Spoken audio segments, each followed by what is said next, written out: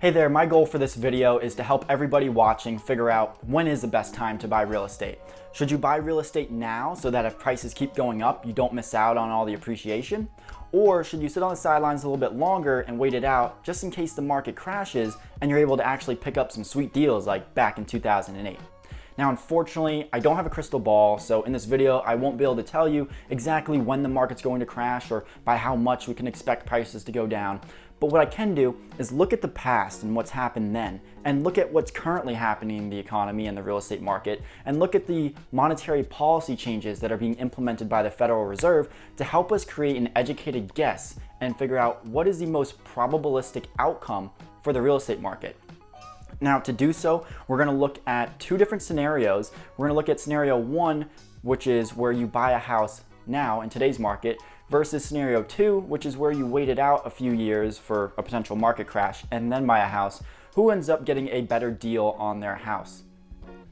But before we can get into that actual example, we need to first predict what we think is going to happen going forward. And now I'm going to try to make this as unbiased as possible by looking at the statistics and looking at what the Federal Reserve is projecting and look at what's been currently happening in the market. And I'm also going to tell you, or try my best to tell you, when this is my opinion. And if you disagree at all, please leave me a note down below in the comments and let me know why. But let's look at first why the real estate market is so hot right now. And it boils down to demand and supply. We have really high demand and really low supply. But let's figure out why we have really high demand and why we have really low supply.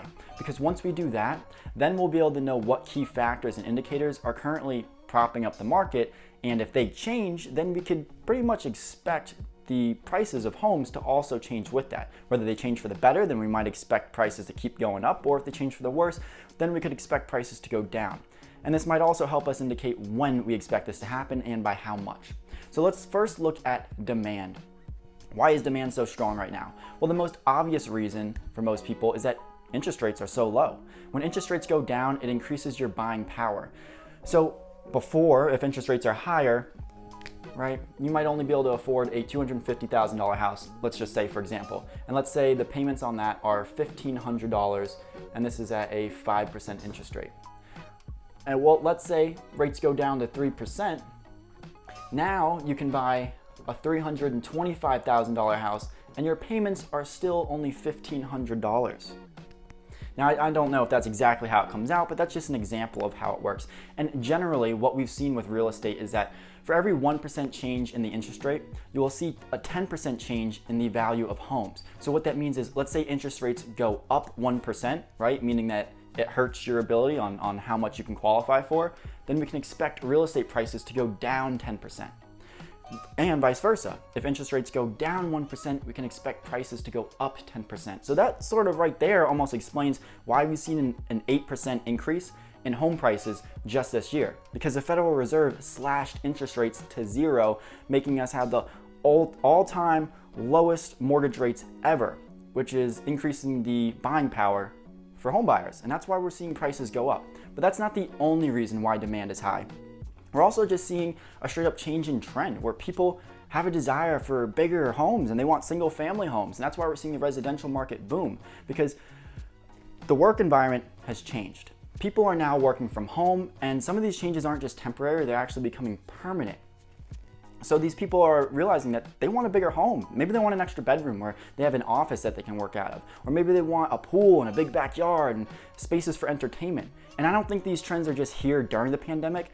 I think people are realizing this, and this is going to stay with them for probably the next decade. And on top of that, we're also seeing a trend of millennial buyers coming into the market. They're now approaching the age where people typically buy a home, and they're making up 35% of the home buying market. So that trend might not last a whole decade, but still might last about 4 to 5 years. So now let's look at the supply side. Why is supply so low? Well, supply was low before the pandemic even started. New construction was not able to keep up with demand. So that's a reason why prices were still going up even before the pandemic.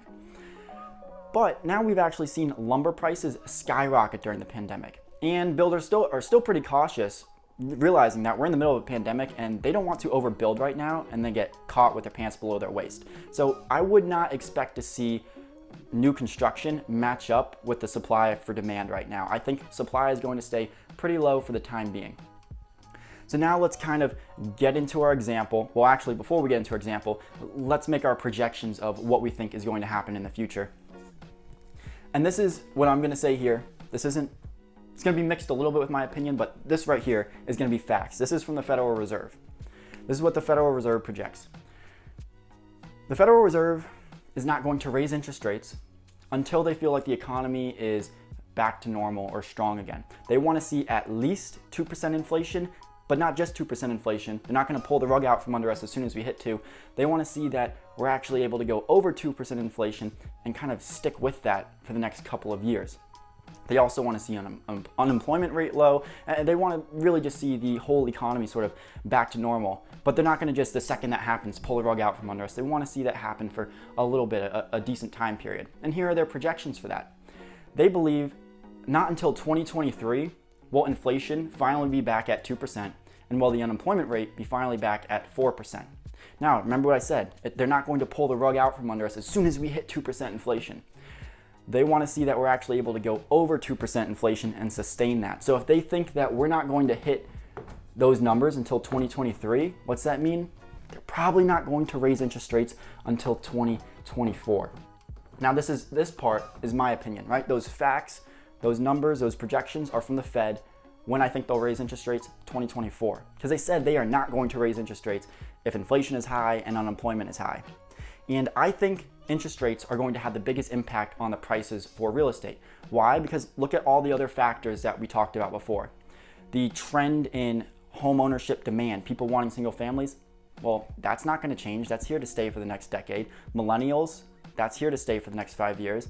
Low supply, hey, that was here before the pandemic. That's not a pandemic issue from new construction not meeting the supply demand. We can expect that to stay the same as well. And what about all these foreclosures and people losing their jobs? Isn't that going to impact the market? Well, what we've seen is that most of the people who have lost their jobs tended to be, unfortunately, lower income people who were typically renters. So most of your homeowners didn't end up actually losing their jobs. And those that did, most of them were able to take mortgage forbearance. And right now, the Fed is projecting the economy to continue improving, albeit very slowly and not until 2023. But nonetheless, they aren't expecting unemployment to increase. They're expecting it to decrease. So all in all, I think the biggest factor that's going to have the largest impact on real estate prices to watch out for is interest rates. And we saw that in 2018 when the Fed did try to raise interest rates, that the market actually went down about 10%.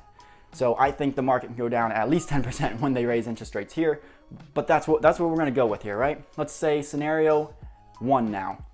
You buy a house today where the median home price is $312,200. Now, I don't think prices will continue to go up at 8% like they have this year. I think they'll probably go up at a more normal pace, which is 3 to 5% every year. So let's say home prices go up 4% every year and you buy today. Well, we're expecting interest rates to go up in 2024. So we can expect this to increase by 4% every single year until then. So I'm going to go ahead and do that math, add 4% to that, and let's see what we get. Okay, so I'm rounding here, but our house will be worth $365,000 in 2024. But oh wait, the Fed just decided, oh, you thought things were going well? No, now we're going to raise interest rates, and now the value of your home declines 10%.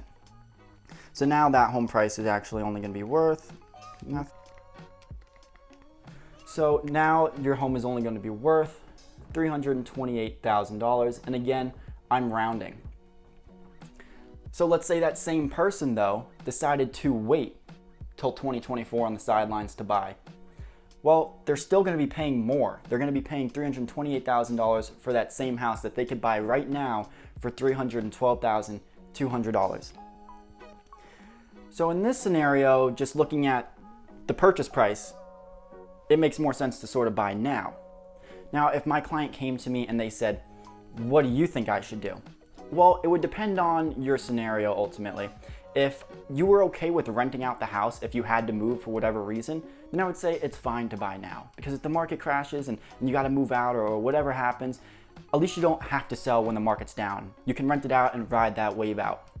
But if you would not be willing and open to renting it out and you would sell, and you knew that was a possibility to sell within the next 5 years, I would say only buy now if you're getting a good deal. If you're getting a fixer-upper, something below market value, I would be pretty cautious to just buy a straight up market value property, not insulate yourself, only put 3% down. That's a little risky right now. If you're gonna do that, I'd say at least put 20% down. But I get it. Look, you know, someone can make the argument here and say, well, instead of putting my money there, I could have put it in the stock market now and then taken that money in the stock market and out of the stock market and then buy this and have even more money down on it. Look, there's a whole bunch of different scenarios, and ultimately it's gonna come down to you as to when is the best time to buy, whether it's now or whether it's waiting it out. But all I can do here is present to you the facts and the projections as to what's the most probable outcome to happen, and that you can take this information for yourself and figure out whether you want to buy now or whether you want to wait it out. Now, if you disagree with me, please let me know down in the comments below why you think the market is going to crash sooner or why you think prices will go down more. But don't just tell me that, well, prices are too high, they have to come down.